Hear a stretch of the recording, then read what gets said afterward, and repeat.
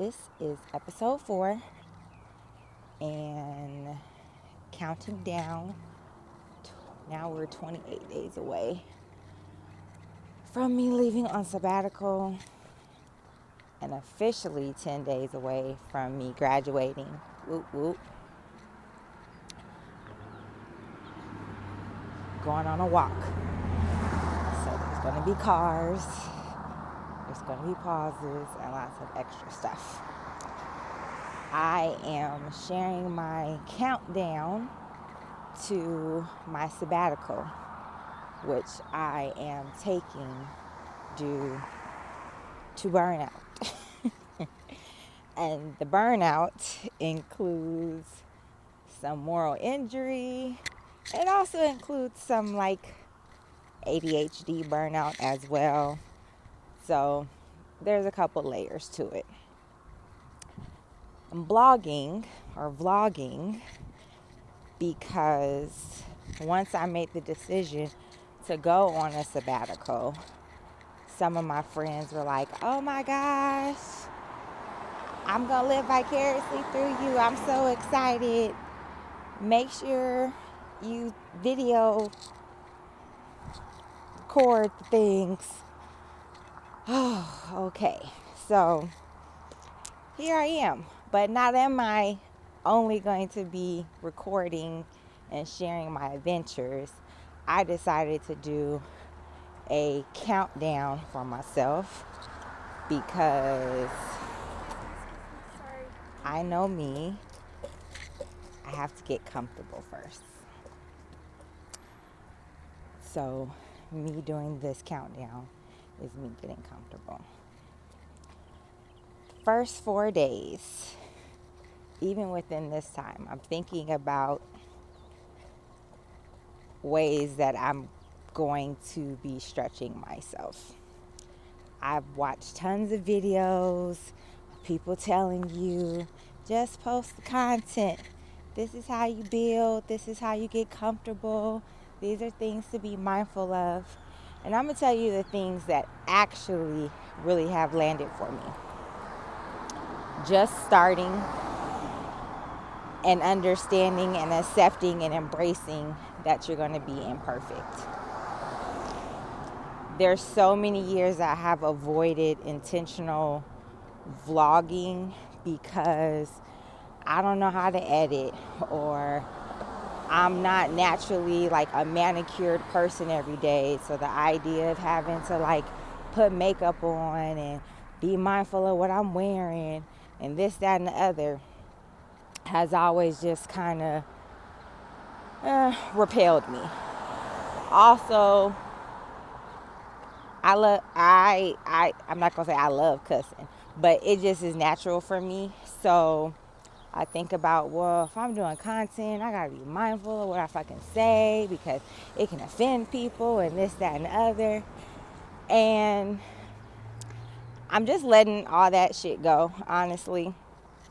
Over the years, when I've done content creation on my platform that's associated with my profession, I've never really, the reception has never been extremely impactful, right? I love creating the educational videos, the content that I have, but it didn't necessarily go anywhere in terms of creating high visibility. And so what's so funny is my younger sister will always be like, whenever you're on video, you always have your video voice. I'm like, girl, what are you talking about? And so part of the reason number 2 reason this is going to be a challenge is because I have to challenge myself to not perform. I have to challenge myself to not mask. And that's really hard. That's really hard because I wear many hats, many roles, many identities, and I am not one of those people that are I don't give a fuck what people think about me. I'm not one of those people. But it's in a particular way. It's because I know people's perception of you can impact their life positively or negatively. I know that people's perception of you can impact how they treat you. And as a professional, I know that people's perception of you can possibly cause harm, right? So I've always been very mindful of what I say, how I say it. With this burnout, I'm not even there. Like, I can't even do the performance shit. So it is helpful that I get to challenge myself to not filter. But also, I'm like a very private person. So retreating and keeping my distance from humans is something I do well. I'm a warm enough person and a community-oriented enough person to be able to foster connection with people in a way that they don't know my business, or at least the business I don't want them to know, which is just like, I don't know. I just think that there's something about creating sacredness in different pockets of your life, and intimacy in different pockets of your life with people who deserve that, you know? And so to me, vlogging is like, you share a lot, right? Especially if you're taking people on your day-to-days or your travels. I think there's people that vlog where, you know, you just show processes, right? So you're not really building that kind of connection. But if you want to build connection, you have to bring the humanness out, right? And I have so many layers to what that looks like. I'm a very silly person, but I don't think people that don't know me on social media would ever be able to gauge that, because social media gets like my Zen version, right? And that is me, but I'm also like chaotic at times. I'm not a hothead, but my justice sensitivity, because of my autism, definitely gets activated when people cross the wrong path or something just fucking pisses me off. When something just fucking pisses me off, it just pisses me off, you know? And I'm really great at regulating myself. But you will get a pretty dirty mouth, you know? And so those are things I don't share on social media because of my profession. So I am used to operating in compartmentalized versions of myself. The people that know me know all of me, and then other people, they get access to certain versions of me. I have no quarrels about that. Like, it is what it is. There are some people that are the same with everyone across environments. I am not that person. I have never been that person. I likely will never be that person, because I just don't think that everybody deserves 100% of you. I just don't. And anybody that shows up exactly the same in all spaces, power to them. I love that for them. That would never be considered safe for me. And I'm okay with that. I'm okay. There's no parts of me that are disingenuous. There's no parts of me that are inauthentic, right? I just might be mindful of holding on to certain forms of expression or protecting forms of play, or, you know, that kind of stuff.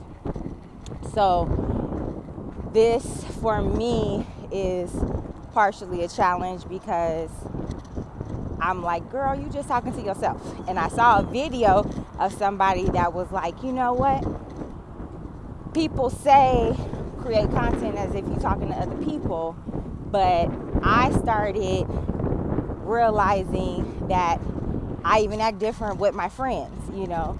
So I started recording myself as if I'm just talking to myself, like I'm by myself, doing whatever I do, okay? And I was like, yes, I appreciate that. And so that's what I am trying to do with this. I'm not trying to do that. That is the approach that I'm taking with this, right? Which means, like, what do I do in the mirror? I might randomly, bust out with a voiceism or something like that. Like, I just might mock a video or mock something that I've seen or make funny faces, and like, that's okay. So that. 3, accepting being imperfect also means challenging myself to grow. So what I mean by that is I reached out to my photographer, that she's a soror of mine, and also my photographer. I was like, girl, I'm going to be sharing this sabbatical journey. What is the minimum of what I need to start doing this? Because I don't want to get in my head, and if I have to get too much, then I'm not going to do this shit, because that is what has stopped me every time. And she was like, no, just start with what you got, I'll help you. You can get stuff along the way. But the caveat on the other side is, girl, you need to update your phone. And my besties are like, girl, you need to get you a MacBook. So it took me some time to get an Android. And then once I got an Android, the first iPhone I got was 11 Max Pro. I got that in 2016. I still got that phone, okay? Now, it's not exactly the same one, because I've had to do 2 replacements because of like phone damage, but I've still had the same model. So that's what we on.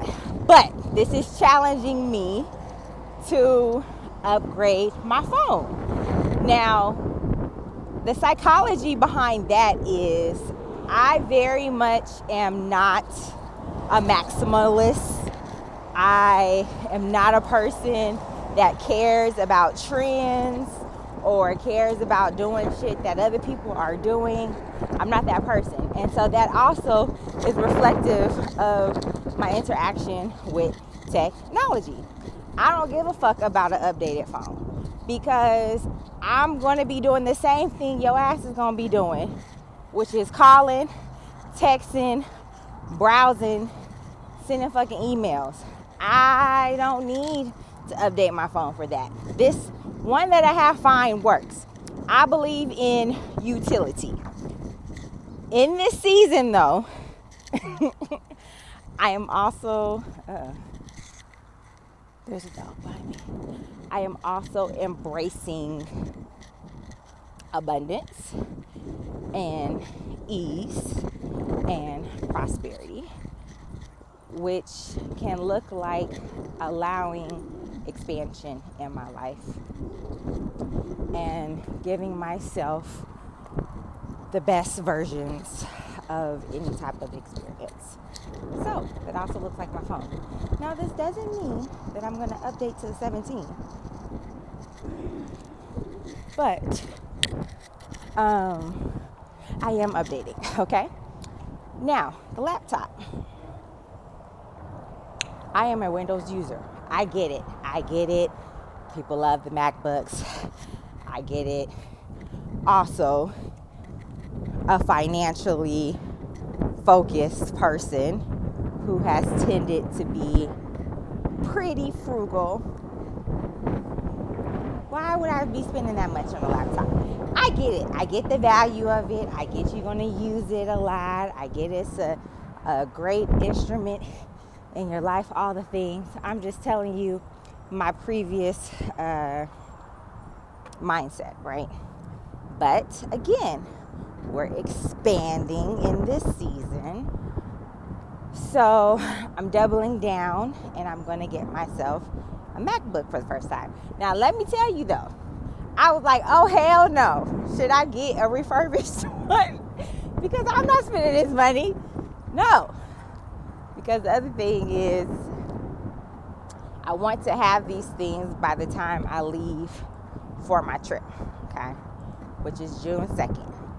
I want to have the things that I need to be able to create the content that I want, or at least learn how to create the content I want.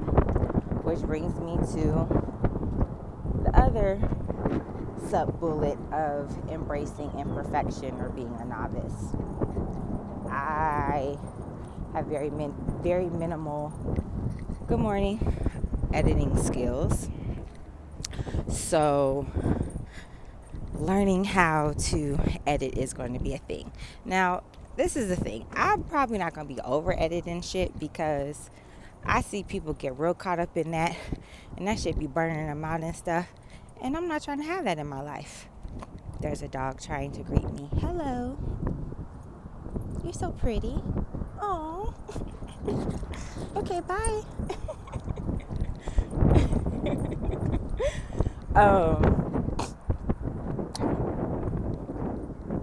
Yes, I don't want to spend a lot of time editing, but part of this journey of bliss is embracing different forms of creative expression and different aspects of creativity I haven't really tapped into. So I'm embracing this visual artist, this digital artist, path that I'm taking. And even though I probably am going to get support with editing or pay people to help me with editing, there's just like some basics, that I want to be able to do. So being able to update my technology will allow me to do that, but also challenge me all the way around. Focusing on, so talked about how this already 4 days in, right, is challenging me to embrace the imperfection, embrace the journey to learning how to start from novice and embark on a journey to master something.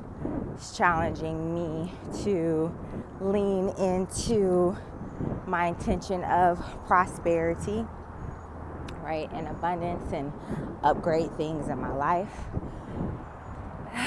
Challenging me to create more visibility and connection beyond my comfort zone.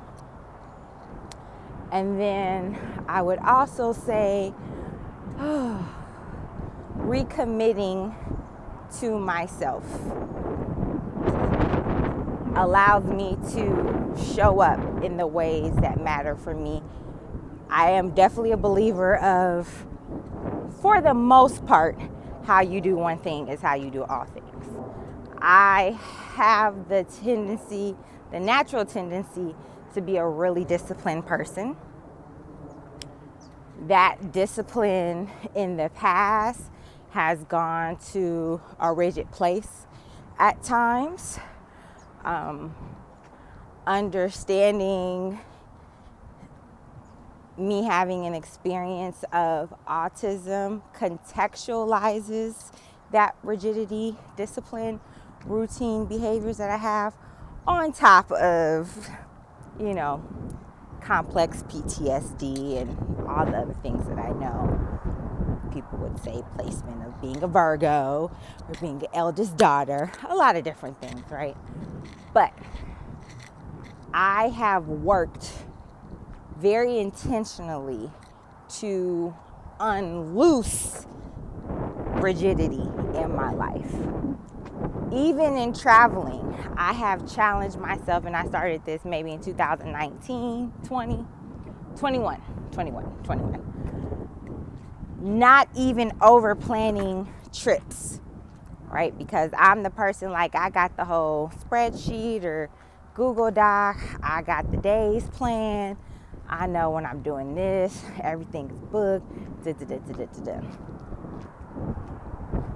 The pandemic for me was about adaptability and embracing uncertainty and that which you cannot control.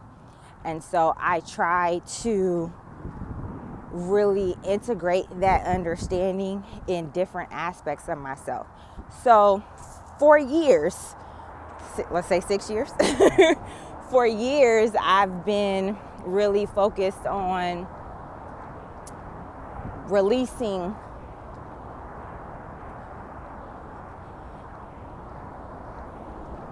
rigid behaviors or creating a less disciplined lifestyle. I know that sounds strange because a lot of people are looking for discipline. I can be overly disciplined, right? And then also continuously massaging my relationship with control. It's in a very healthy place, because I think when people are also struggling with control, it looks like extreme behavior and rigidity in a lot of ways. And I'm grateful that I've been able to let a lot of that go. Now, the challenge in the midst of letting some of that go and experiencing burnout is like having struggles with motivation and not even really being able to tap into discipline. So now I'm kind of on the opposite end because of the reality of what I'm going through with my executive functioning. To the point of, okay, how can I make sure I do the things that I know that I need to do that are best for me, without over controlling or constricting myself. So posting daily, no matter what the impact is important. Challenging myself to work on storytelling is important because it's rebuilding functionings for myself that are going to be important for this next chapter in my life. I'm a yapper, always been a yapper, but I want to learn how to storytell. And I'm going to go here because it's about to be loud.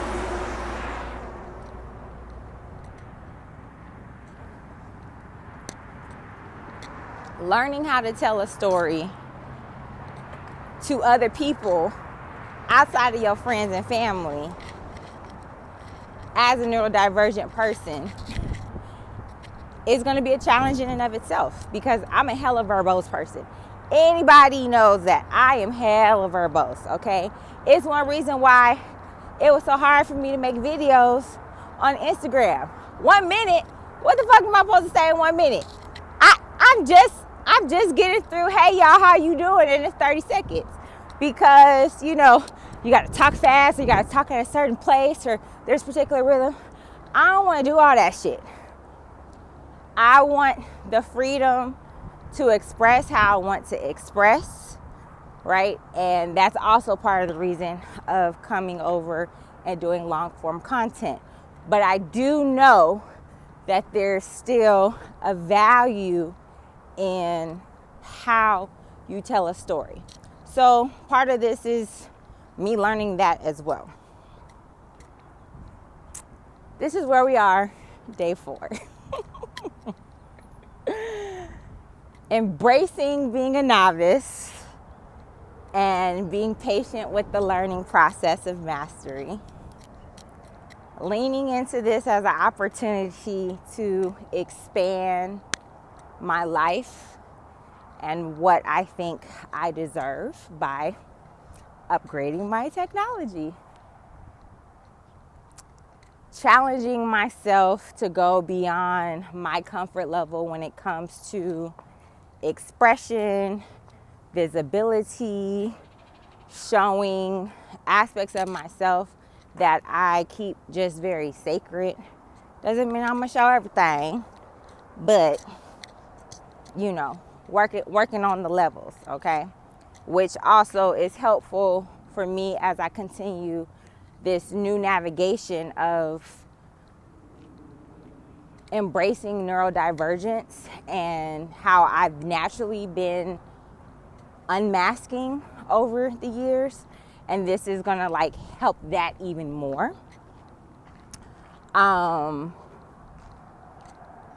Embracing a new path of bliss, being a storyteller or being a digital artist, being a creative in this way. These are the things that even just 4 days into my journey, I'm already experiencing. So I'm really grateful because I am a human that values the beauty of meaning making. I think that humans are unique from other animals because we have the cognitive ability to make meaning, right? Like we take any interaction, we take a symbol, we take an item, and we emotionally or mentally attach meaning to it. And that meaning, there's a whole story, there's behaviors, there's choices, there's attitudes, there's mindsets, there's beliefs, there's idiosyncrasies, there's all these things that come from the meaning that we make of something. And I'm a meaning making woman, okay? So everything that happens in this journey for me has meaning. And I'm grateful to capture that in audio form and visual form and be able to look back on it, look back at it. Because when I journal about the meaning, but I'm not always sharing that with people. So day 4, 28 days to sabbatical. We already learning shit, and I appreciate that.